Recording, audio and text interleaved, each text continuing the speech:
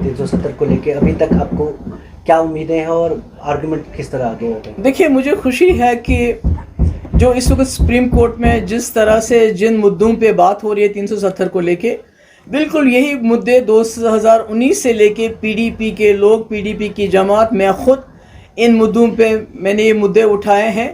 مگر فرق یہ ہے کہ جب آج سپریم کورٹ میں یہ باتیں ہو رہی ہیں، کھل کے ہو رہی ہیں، تو سپریم کورٹ کو خوش قسمتی ہے کہ وہاں کوئی رکاوٹ نہیں ہے. مگر ہمارے لوگوں کو یا تو تھانوں میں بند کیا جاتا ہے، یا نظر بند کیا جاتا ہے، یا ہاؤس اریسٹ کیا جاتا ہے.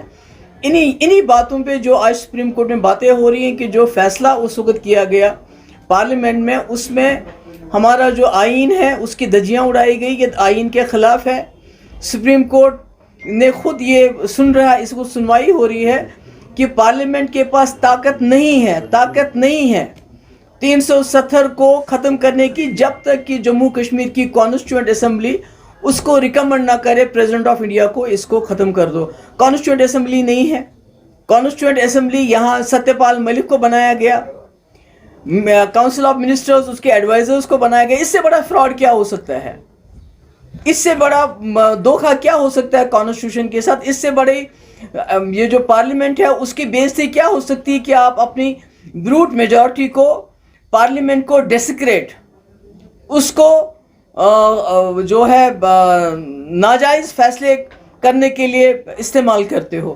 تو مجھے خوشی ہے کہ آج بہت کھل کے بحث ہو رہی ہے سپریم کورٹ میں، اور وہاں جو ہے بڑی اچھی طرح سے جتنے بھی وکیل ہیں، کپل سبل صاحب، آپ دوسرے وکیل بھی آئیں گے، ہمارے وکیل بھی آئیں گے، تو اس پہ بات کھل کے ہو رہی ہے کہ جو 370 ہے اس کو دنیا کی کوئی طاقت ختم نہیں کر سکتی، بشمول پارلیمنٹ بھی، چاہے آپ کے پاس 500 ممبر کیوں نہ ہو، جب تک جموں کشمیر کی کانسٹیٹیوئنٹ اسمبلی اس کو ریکمنڈ نہیں کرتی. یہ بات صاف ہو گئی ہے. Ma'am, a remark has been witnessed by the CJI in which he has to say that the Sheikh Mohammadullah had a vision all across. So, what's your take on it? نہیں، میں تو کہتی ہوں کہ یہ اس وقت تو سب کچھ داؤ پہ لگا ہوا ہے. اگر چیف یہ جو ہے جسٹس آف انڈیا یہ اقرار کرتے ہیں کہ اس وقت کا جو فیصلہ شیخ صاحب نے کیا تھا 2 قومی نظریہ کو برطرف کر کے ہندوستان کے ساتھ ہاتھ ملانے کا ایک ویژنری فیصلہ تھا، وہ سمجھتے ہیں، وہ کہتے ہیں ویژن، تو اس ویژنری فیصلے کا بھی امتحان ہے. کیا وہ فیصلہ صحیح تھا کہ جس میں ان کو یہ گارنٹیز دی گئی گورنمنٹ آف انڈیا کی طرف سے، اس ملک کے کانسٹیٹیوشن کی طرف سے، کہ جموں کشمیر کی یونیک آئیڈینٹی، ہماری شناخت کو محفوظ رکھنے کے لیے کچھ سیف گارڈز ملیں گے کانسٹیٹیوشنل. تو آج اس کا بھی امتحان ہے کہ جو شیخ صاحب نے اس وقت فیصلہ کیا پاکستان کے بجائے، آزاد رہنے کے بجائے ہندوستان کے ساتھ ہاتھ ملانے کا، کیا وہ فیصلہ، کیا وہ ویژن صحیح تھا؟ تو اس کا بھی فیصلہ آج ہوگا.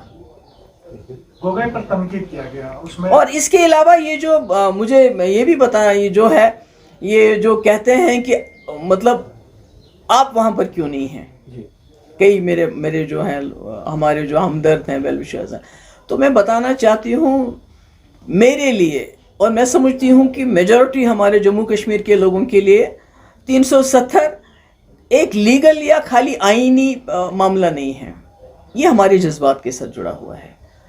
تو ابھی تک میں نے بہت کوشش کی، پر میں اپنے دل کو اتنا مضبوط نہیں کر پا رہی ہوں کہ میں وہاں جا کے عدالت میں بیٹھ کے اس کے اوپر بحث سنوں.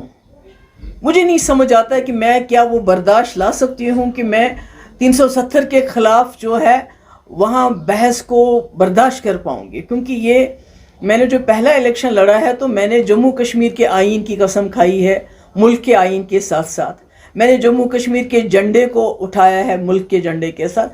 تو اس لیے میرے لیے ذاتی طور پہ ابھی مجھ میں وہ ہمت نہیں ہے کہ میں وہاں عدالت میں بیٹھوں اور اس بحث کو سنوں. پر انشاءاللہ میں کوشش کر رہی ہوں کہ ہو سکتا ہے تھوڑی ہمت جٹا کے میں جب ہمارا بھی وکیل یا دوسرے وکیل آئیں گے تو وہاں جانے کی کوشش کروں گی.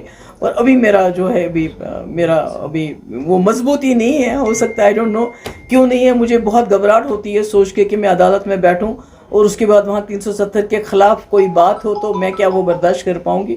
میرے لیے بہت بڑا یہ ڈیلیما بن گیا ہے. ہو گیا؟ I think that's enough. Thank you. آپ کو بھی یہی